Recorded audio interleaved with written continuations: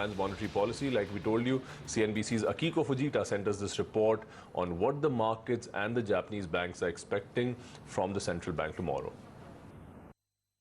As the BoJ was undergoing this policy review, it did seem like Governor Kuroda as well as his Deputy Governor Nakaso kind of went out of their way to signal to the markets what their thinking was, talking about the impact of the negative rates on the banks, saying that they understand their pain, but they still wanted that to be a key policy tool. But even with that kind of messaging, there are really expectations for this meeting certainly all over the place. There really is no consensus. We conducted a poll among some of the major banks, found a large majority of them believe that the Bank of Japan won't move at all. But you look at the market expectations here in Japan, a market certainly expecting the BoJ to move on one of three fronts, or perhaps all three fronts. You pointed those out, Martin.